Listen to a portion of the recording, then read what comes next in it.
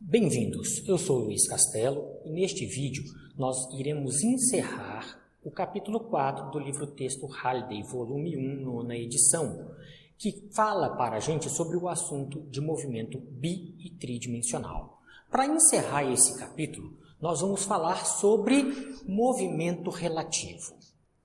Para eu entender o movimento relativo, a primeira coisa que nós vamos ter que nos atentar é que eu tenho que entender o que é um referencial e, mais ainda, o que é um referencial inercial. Porque é nesse tipo de referencial que nós vamos estar trabalhando aqui na nossa Física 1, por enquanto. Existem outros tipos de referencial, como referencial não inercial, onde vai aparecer algumas forças chamadas forças fictícias. Nesse tal de referencial inercial a gente já explica agora mesmo, mas são válidas as 3 leis de Newton, que nós vamos estudar nos próximos capítulos aqui, nos próximos 2 capítulos, no formato mais simples dessas 3 leis de Newton aqui.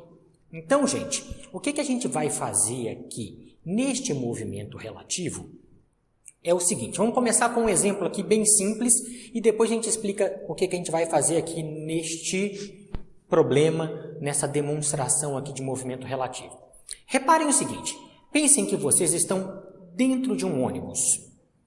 Você e um amigo ou uma amiga dentro de um ônibus. Quando você olha para a sua amiga, vocês duas ou vocês dois dentro do ônibus ali, você vai ver aquela pessoa do seu lado parada.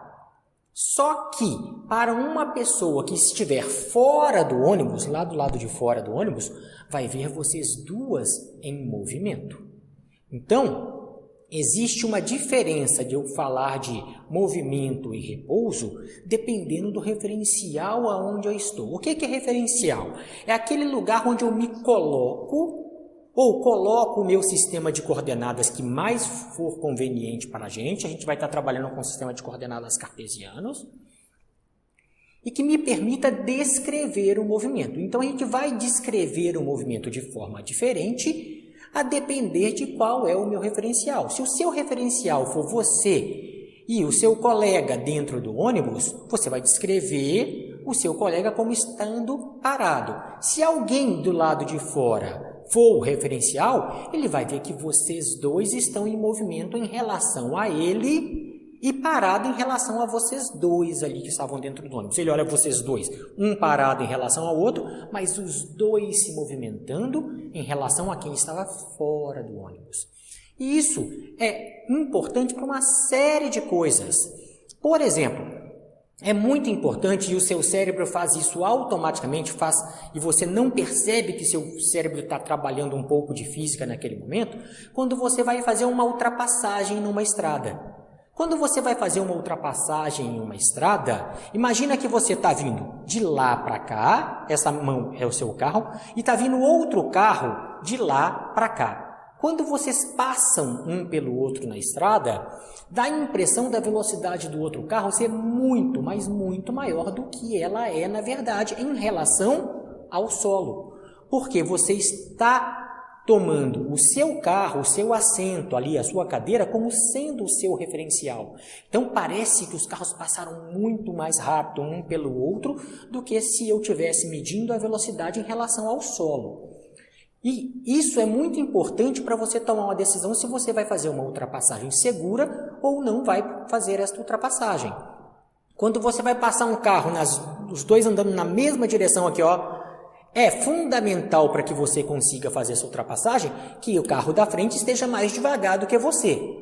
E você demora um tempo muito maior para ultrapassar esse carro do que se ele tivesse parado, porque existe um movimento relativo do carro da frente em relação ao seu. Os dois estão se movimentando com uma certa velocidade em relação à estrada, mas entre vocês dois a velocidade é outra. Então, isso tudo deve-se ao tal de movimento relativo. E é isso que a gente vai fazer aqui nesse momento.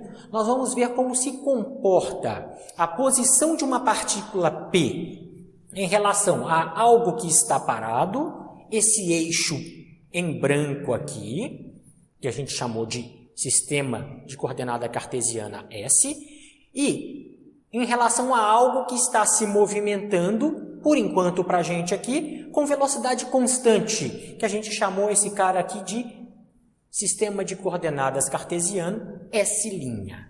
Então nós vamos ver como eu descrevo a posição desta partícula P que está em movimento. Tá? Vamos supor, aqui é você, do lado de fora de um sistema totalmente parado ali. Você está aqui do lado de fora e parado. Aqui eu tenho um carro qualquer andando com velocidade constante. E passa por vocês dois, por você que está do lado de fora e por esse carro que está se movendo com velocidade constante, uma partícula P. Como cada um destes dois caras aqui, o cara que está no sistema de referência S, parado, e o cara que está no sistema de referência S', se movendo com velocidade constante, vão descrever a posição onde se encontra a partícula P, como eles vão descrever qual é a velocidade da partícula P e como eles vão descrever qual é a aceleração da partícula P. É isso que a gente vai fazer. Mas para isso, o nosso sistema de referencial vai ser inercial. Vocês estão notando aqui que eu já falei que tem duas coisas importantes acontecendo aqui. Esse cara vai estar parado e esse vai estar se movendo com velocidade constante. Então, gente, um sistema de referencial é inercial. Lembra, referencial é onde eu me coloco para enxergar as coisas acontecendo. Esse sistema é inercial toda vez que este sistema está parado ou move-se com movimento retilíneo e uniforme. Tudo bem? Então, isso é um referencial inercial. Um referencial é onde eu me coloco para assistir as coisas acontecendo e ele tem que estar ou parado ou movendo-se com velocidade constante. Tá? Então, vamos lá. Quando eu falo de velocidade constante, eu estou falando de velocidade constante mesmo. Não pode mudar direção, sentido e nem o módulo. Ou seja, ele não pode estar em movimento circular. Se ele estiver em movimento circular, não é referencial inercial. Então, vocês podem estar pensando aí agora, poxa, então tudo que eu faço na Terra não é um referencial inercial. Não, não é, porque a Terra está em rotação. Ela está girando em torno de alguma coisa e em torno dela mesma. Ela está em rotação e translação ali. Mas, para tempos extremamente curtos, no qual eu posso desprezar a rotação e a translação da Terra, eu posso considerar que eu estou dentro de um referencial inercial, mas eu tenho que poder desprezar os movimentos de rotação e translação da Terra naquele momento. Tudo bem? Então, é muito raro acontecer realmente este movimento relativo dentro de um referencial inercial. Só que para determinadas situações eu posso descrever e eu consigo descrever isso com muitas casas de precisão depois da vírgula, fazendo de conta que o meu referencial é inercial. Então vamos tentar entender aqui agora o que está acontecendo. Então vamos aqui para o quadro e vamos descrever primeiro como cada um destes dois observadores, o em repouso e em movimento aqui com velocidade constante, enxergam o ponto P através de vetores, sempre através de vetores, porque este movimento relativo serve para uma, duas ou três dimensões. Então eu vou fazer já com vetores que como se estivesse servindo para as três dimensões. E quando for preciso é mais fácil desprezar duas das dimensões e ficar com uma só. A descrição vai ser mais geral aqui, tudo bem? Então olha aqui, e depois que nós vamos ver aqui como eles enxergam este cara aqui, a posição deste cara, e qual é a relação entre estes dois aqui enxergando a posição, primeiro a posição desta partícula P que passou por esses dois observadores. Então olha aqui. Vamos lá. A primeira coisa que eu vou fazer com vocês aqui é este observador parado, do eixo aqui de coordenadas brancas parado, vai falar que aquele cara do ponto P está na posição aqui no vetor R em relação a ele. Então, o vetor R descreve a posição da partícula P em relação ao cara que está parado. Ou seja, ele está numa posição X, ele está aqui, ó, vamos escrever aqui, ele está numa posição X z em relação ao sistema de coordenadas S. Essa posição x, y, z nós estamos chamando de R', R minúsculo ali, tudo bem? Este cara aqui, o que está se movendo com velocidade constante, enxerga ele numa posição diferente se ele tomar por base que ele é o referencial. Agora, tudo começa a partir daqui, não começa mais a partir daqui. Sou eu que sou o dono do meu sistema de coordenadas, é o cara do rosinha aqui, que é o dono do sistema de coordenadas. Então, ele enxerga o mundo como se este cara aqui estivesse neste vetor posição aqui, ó, que a gente vai chamar de R'. Então, o cara do carro que está se movendo com a velocidade constante fala, não, esse cara não está na posição x, y, z, esse cara está na posição x', y', z'. Para ele é diferente. Por quê? Porque agora ele é o referencial. Ele fala, não, as coisas estão movendo a partir daqui, não a partir de lá. Ah, mas esses dois aqui se conectam porque eles têm uma distância, um vetor posição entre eles, que a gente vai chamar de Rzão. Aqui, de Rzão. Tudo bem? Então, ó, este cara está a uma posição Rzão em relação a este outro. Estes dois estão separados por esse vetor Rzão aqui. E nota que eu desenhei dois vetores aqui, ó, um vetor amarelinho e um vetor verdinho, um na ponta do outro. E que o meu vetor alaranjado vem da origem de tudo até a extremidade de tudo. Ou seja, esse vetor alaranjado, esse vetor posição aqui, é a soma, é o vetor soma entre a distância do cara que estava parado e o cara que está em movimento com velocidade constante e a distância do cara que está com movimento e velocidade constante até o ponto P. Então, olha só, isso aqui é uma soma vetorial. Vocês deem um estadinho em vetores lá, a gente já tem os vídeos sobre vetores, voltem lá se for preciso. Isso é uma soma vetorial. Então, olha o que essa soma vetorial está falando matematicamente para mim. Que a distância R em relação do ponto P em relação ao cara que está parado é igual à distância Rzão, que é a distância entre o cara que está parado e o cara que está em movimento, mais a distância do ponto P em relação ao cara que está em movimento, que a gente chamou de R'. Tá aqui. Então, desta forma, eles se relacionam. Todas as posições se relacionam. Muito fácil de ver quando eu desenho os vetores de forma correta aqui. No caderno, no quadro, onde quer que seja. Se eu desenhar de forma correta, eu consigo ver uma relação de soma vetorial entre eles. Então, cada um enxerga, este cara enxerga esse cara numa posição, este enxerga esse em uma posição, mas existe uma relação entre este e este. Existe uma relação.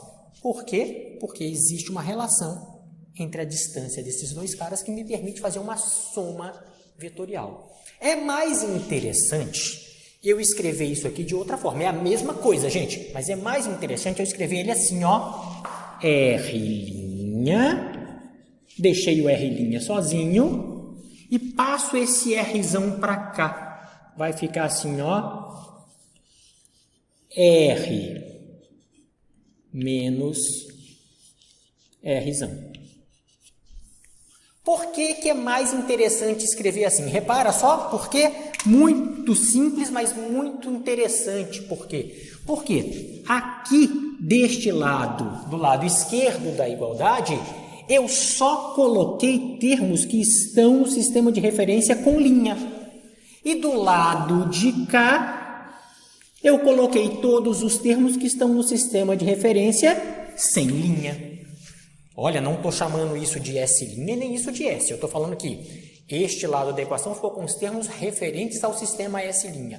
E este lado da equação ficou com os termos referentes ao sistema S sem linha.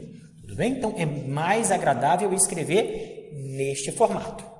Então, vamos ver o que a gente pode falar. Eu já sei como relacionar as posições deste ponto P, aqui aonde esse ponto P vai estar, em relação aos meus dois sistemas de referência diferentes.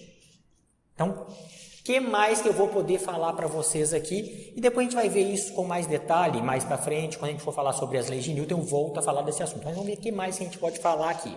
A gente pode falar sobre a velocidade destes caras. Eu já sei como é que se relaciona a posição de um em relação ao outro para esse ponto P aqui. Mas como é que se relaciona a velocidade? Como é que este cara e este cara enxergam a velocidade deste outro aqui? Qual que é a relação matemática entre elas? Para que eu faça isso, eu já sei. Opa, vamos só escrever aqui para poder ficar nítido para vocês. Eu estou falando aqui de posição, ó.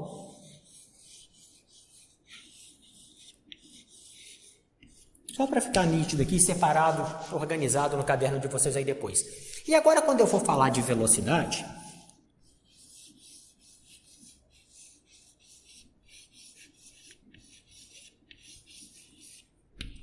não é difícil. Por que que não é difícil? Porque eu já tenho a descrição da posição. Eu já tenho a descrição da posição. E se eu tenho a descrição da posição, eu estou conseguindo descrever a posição, eu consigo descrever a velocidade. Por quê? Porque eu já sei que para descrever a velocidade é só derivar a posição em função do tempo. Então, eu vou derivar este lado e este lado da igualdade em função do tempo.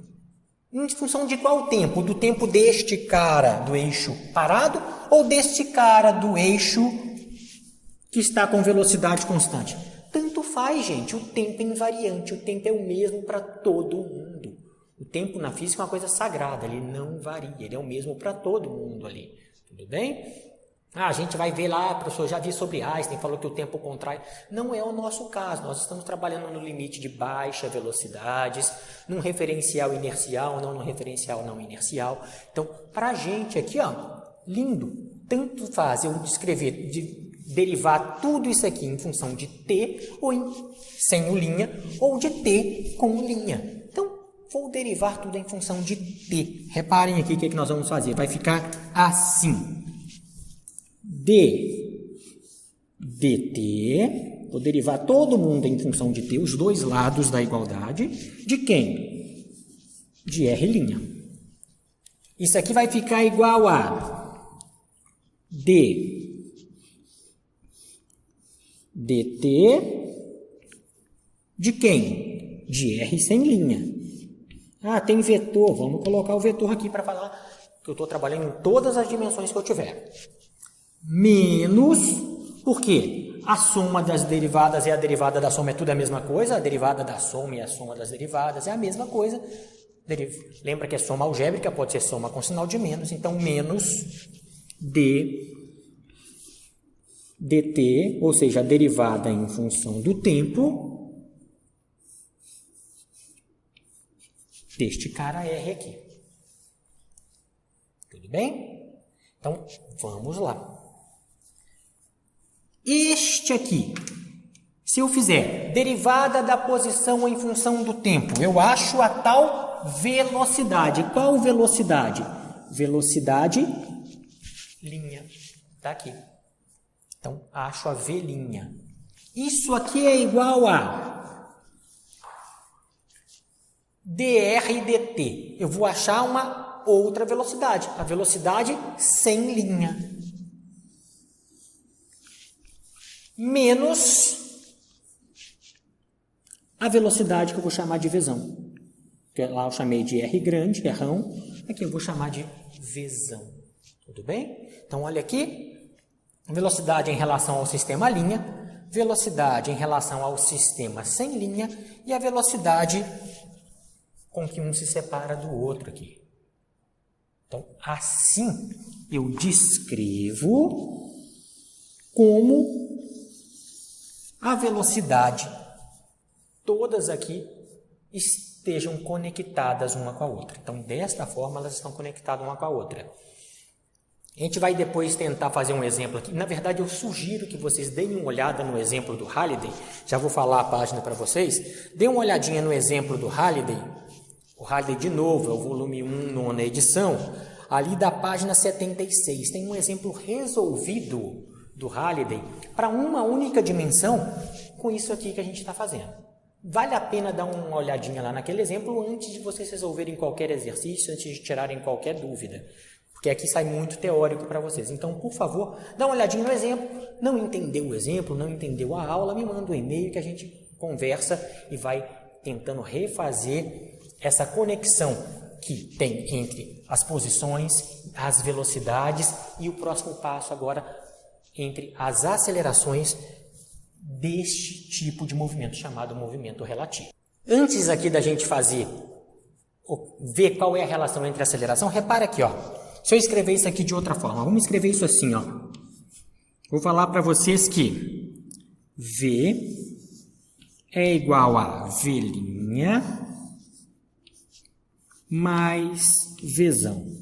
Note só para vocês verem o que significa. Significa só que a velocidade do ponto P medido pelo cara sem linha, ou seja, no eixo branco aqui, é igual à velocidade do ponto P medido pelo cara com linha mais a velocidade do cara com linha medida por este outro cara aqui sem linha. Olha aqui, de novo, a velocidade do ponto P medido por este cara é igual à velocidade do ponto P medida por este, mais a velocidade deste medida por este aqui. É isso que está escrito aqui, em outras palavras. Então, revejam essa frase várias vezes que vão ver que isso aqui faz algum sentido. Tudo bem? Porque é igualzinho aqui, ó.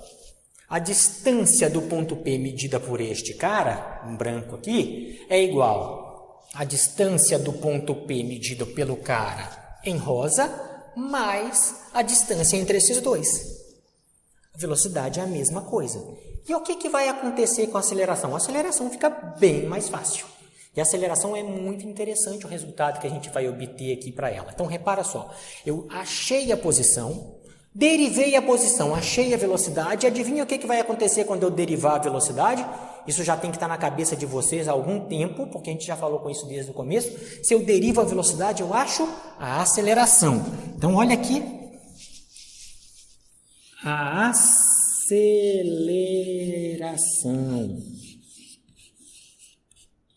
Como elas se relacionam? Como as acelerações se relacionam? Simples. Eu pego este cara aqui, derivo a velocidade e vejo como é que elas se relacionam. Vamos ver? Olha aqui, ó. dt, ou seja, a derivada em função do tempo do cara velhinha,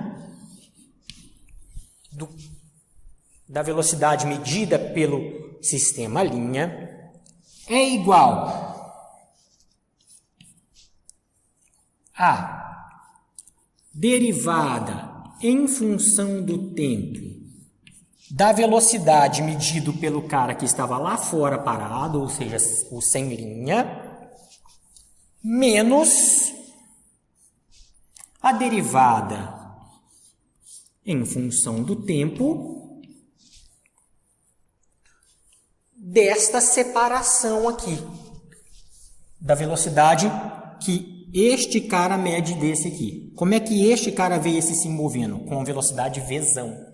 Só que lembrem, isso aqui agora é muito importante, lembrem, esse está parado e esse está com velocidade constante. Então, eu vou derivar este Vzão. Só que este Vzão é velocidade constante. Ó, isso é importantíssimo. CTE, abreviação de constante ali para a gente. Então, ele está com velocidade constante. Poxa, professor, ficou fácil, porque o senhor me avisou logo lá na aula de derivada, que a gente tem um vídeo sobre isso, que a derivada de uma constante é quanto? 0. Então, aquele último termo, a derivada já dá 0 de cara. Olha, então, o que sobrou para mim? Derivada da velocidade medido pelo sistema, velocidade do ponto P, medido pelo cara no sistema linha, no sistema em movimento com velocidade constante, me dá uma aceleração à linha. Isso aqui é igual a derivada da velocidade do ponto P em relação ao cara que está lá do lado de fora, paradinho, sistema sem linha, me dá uma aceleração A. Opa!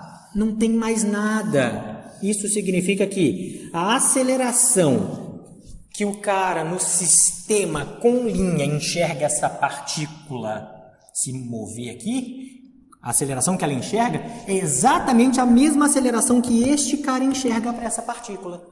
Então, gente, no assunto movimento relativo, quando eu estou num referencial inercial, eu tenho uma forma de enxergar a posição, uma forma de enxergar a velocidade para cada um dos dois sistemas de referência, mas os dois sistemas de referência enxergam a aceleração da mesma forma.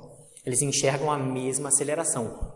Isso vai lá para frente no assunto de forças, que a gente vai entrar nos próximos 2 capítulos, indicar para a gente que esta partícula, para qualquer um dos dois sistemas de referência, estão sob o efeito da mesma força. Porque essa partícula tem a mesma massa. Vou antecipar aqui só um pouquinho. E lembrem lá do colegial que massa vezes aceleração é força. Ou seja, aqui tem M e aqui tem M na sua cabecinha aí, ó. Vai ficar que F' é igual a F.